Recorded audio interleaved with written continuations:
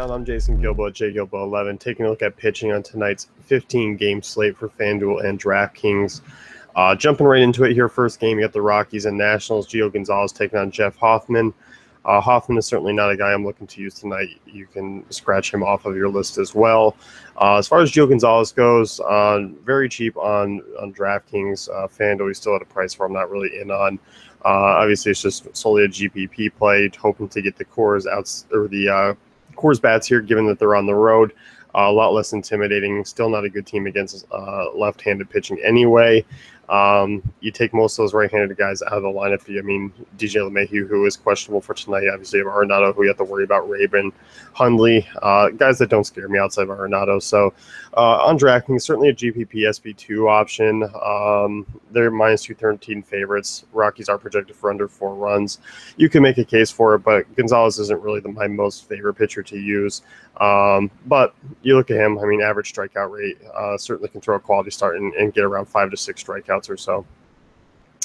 Orioles and Yankees next year, Giovanni Gallardo versus Luis Cessa. This is one that I am staying away from. Both are cheap right-handed arms.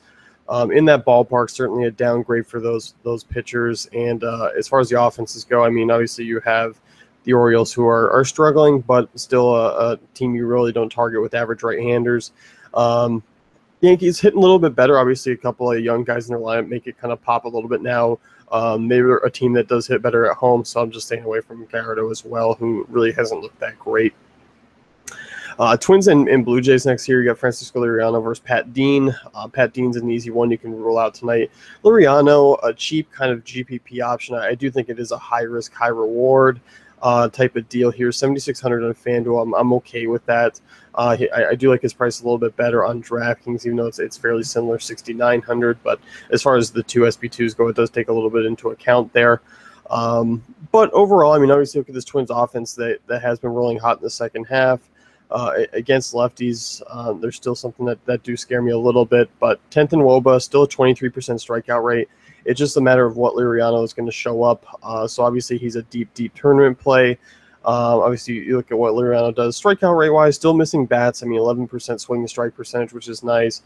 Still rolling a decent ground ball rate. Just has been kind of mediocre in other areas and kind of hasn't gotten those timely outs or timely strikeouts. And you always have to deal with the high walk rate, 12.5%. But you look at the Twins offense. They don't walk a ton, so that does kind of help out as well. Red Sox and Royals next year, Stephen Wright versus Ian Kennedy. Ian Kennedy's been pitching well in the second half, but obviously I'm not really looking to use him at the prices that he's at, 7,700. There's a lot of guys I'd rather kind of take a shot on other than Kennedy against a good Red Sox offense that, yeah, they've been a little bit up and down as far as hitting goes lately. You got guys like Bogart struggling. Bradley Jr. is not hitting the ball as well as he was in the first half. But still definitely have to worry about Pedroia, who's been hitting the ball. Obviously, Ortiz and Betts in the middle of that lineup, still Hanley to deal with. And Kennedy's also a guy who does struggle on the road. Not saying he's a bad play, not saying he's a good play, just something I just don't feel like using, just kind of more of an average, not a lot of upside I see. As far as Stephen Wright goes, not really looking to use him. First start back from his injury. There's just too many other options you can take a shot on. He's still just a little too expensive. Angels and Tigers next year, Justin Verlander versus Ricky Nolasco. Verlander is certainly a cash game arm for me tonight. Angels offense projected for under 3.5 runs. Tigers minus 195 favorites. Obviously, the Angels offense doesn't strike out a ton, which does kind of limit his upside a little bit. But sitting at 10-4 on DraftKings is certainly a reasonable price tag. I mean, we've seen him up in the 10K range or up in like the 11, 12K range for a few starts before that. Really like his price tag on FanDuel at 9,600. Obviously, out of the aces going tonight, you have Chris Sale and Felix Hernandez scoring off against each other. You have Corey Kluber in relatively friendly hitter parks. Verlander definitely has a little bit of an upgrade there, so it's certainly nice.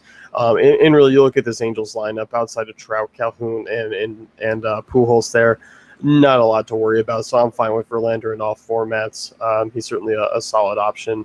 And Nolasco is an easy one you can stay away from, given his numbers against right-handed bats, and with the Tigers having plenty of them, just stay away.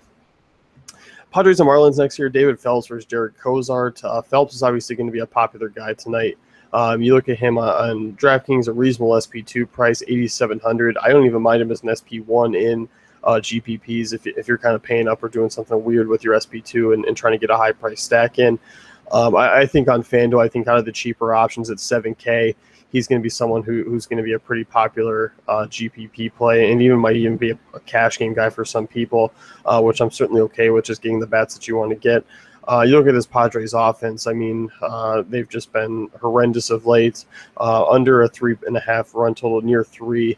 You look at Phelps, solid favorite, -190 at home, and you just look at Phelps and what he's done this year. Been solid. 75 innings pitched, 2.28 ERA, 3.05 home runs per nine. 3.05 Sierra, keeping the ball in the park, 0.72 home runs per nine, and also is generating a fairly high amount of strikeouts. So I'm certainly okay with him. I mean, obviously, look at this Padres offense against righties, 30th in WOBA still, near 25% strikeout rate.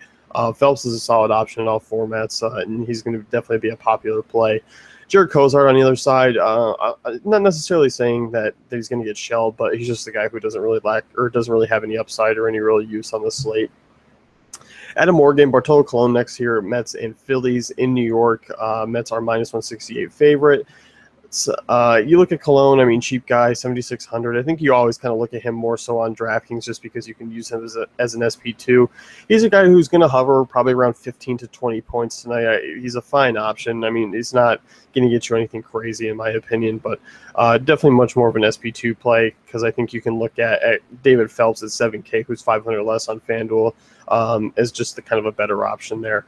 And as Adam Morgan on the other side, he is a guy who you just don't need to use ever. One of the worst pitchers in the game. Indians and Rangers next year. Corey Kluber versus Martin Perez. Kluber obviously in a tough spot as far as the matchup goes, but I do like him. I mean, small favorite, -135.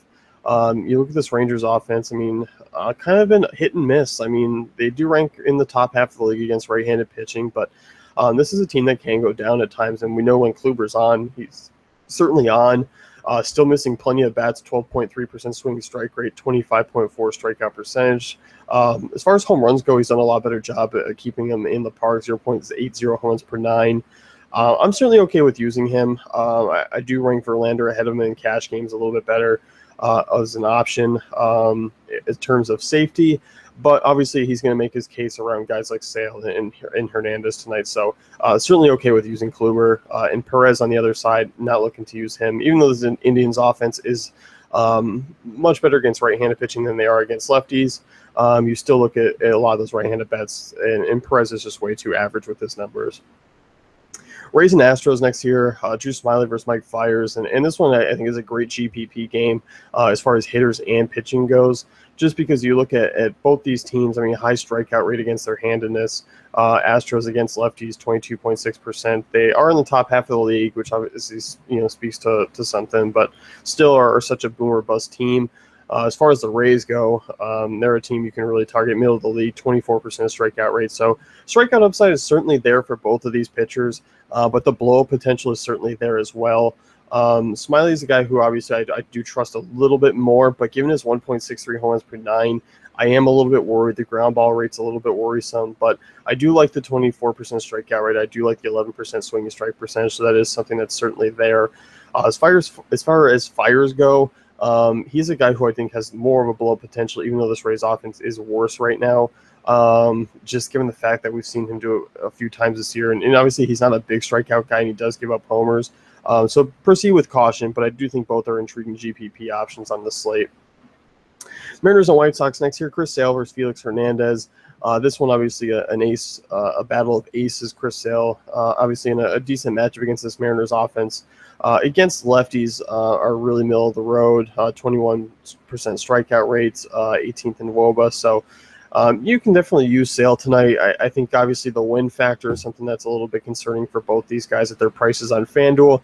DraftKings, I don't worry about it as much, but it's not something that I'm getting probably crazy about. I think still Verlander, Kluber have better options at a win. I think out on the outside, Sale and Hernandez are kind of more GPP swerves off of them on FanDuel. They can be cash game viable on DraftKings, so there's something to note there. You look at Hernandez, he's been pitching relatively well of late against some decent teams, but obviously pitching in his home ballpark. He's starting to miss a lot more bats, which is nice to see. And obviously Sale, I mean, he's a guy who the strikeout rate is down. It's always been a bummer to talk about, but obviously he's still one of the elite arms in the league in a decent matchup. And as you know, the White Sox, we've figured out by now. Bottom 10 offense against right-handed pitching, fairly high strikeout rate. So you can feel comfortable with both those guys as GPPs on FanDuel. They're definitely cash game viable on DraftKings. Pirates and Brewers next year. Ryan Vogelsong versus Matt Garza. Obviously, these offenses are certainly boom or bust, but it's just not something I feel comfortable taking a risk on. I think you can easily fade both these guys. A's and Cardinals next year. Luke Weaver, minus 202 favorite against Ross Detweiler. Luke Weaver, obviously a cheap SP2 arm in consideration. I think on FanDuel, because I'm looking at so many guys here below, I think I'm speaking more to DraftKings because I like the fact that David Phelps is right there at 7K. And even if you want to go with the Fiers, Liriano, or Cologne, you could do that as well. So when I speak of cheap guys here from now on, not named guys like Phelps, I think you can kind of look that way. It was more towards DraftKings. So continuing into that, Luke Weaver, obviously 4,200. He's priced down more than most of those hitters actually on the Cardinals team today. Weaver obviously coming off a decent start against this Phillies offense that obviously anyone can kind of shut down. He's not going to give you a ton of upside, and obviously Oakland doesn't strike out a ton. So I don't really see anything really happening there. I don't think it's something that you need to go into. Maybe as a deep tournament play just for value, you can go look at it. So that's about it. It's not a sexy pick by any means. And Detweiler, I know the Cardinals offense isn't good against lefties, but Detweiler is not a good lefty. Reds and Diamondbacks, Brandon Finnegan versus Braden Shipley. This is something you can stay far away from. Finnegan, as far as his home runs go, it's just scary in Chase Field. You look at the Diamondbacks, who might be without Weeks or Tomas, depending on what their injury status is, but they are getting A.J. Pollock back.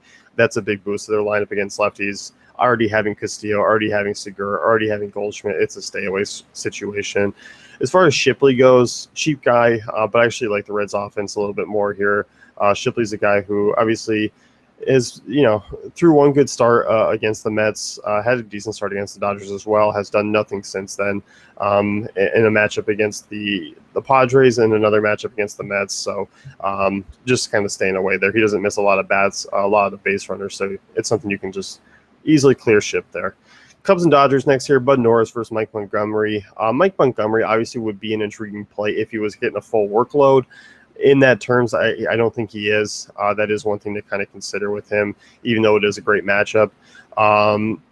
He's got only through 60 pitches. I expect him to be maybe around 75, 80 at most, which obviously, sure, you can make a case for that. But as far as upside goes, I think it maybe is a little bit limited, even at that price, if you're really shooting for a high score.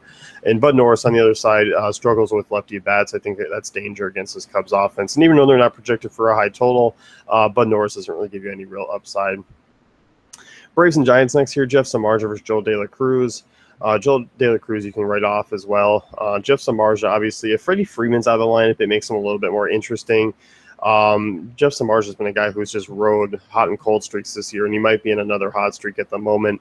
But he's also faced the Mets, Pirates, and Marlins in his last 3 outings. I give him a 5 earned, 15 strikeouts, so he's averaging, a couple strikeouts a game over that span. So 9K on DraftKings is a little much. He's pitched a little bit better at home, doesn't allow as many home runs as you can expect, so there's something to consider there. I like his price tag at 82 a little bit better on FanDuel. But he does struggle with a lot of lefty bats, and obviously you do have to worry about that. The Braves have not been cupcake opponents against average to slightly above average right-handers in the second half, so do take caution. Just a GPP play, you do expect him to pull away with a win. Could certainly see a decent start out of him, but also we know his floor as well. That's going to wrap it up with the pitcher nail down. Be sure to check out DaveFantasyCafe.com for all great tools and content.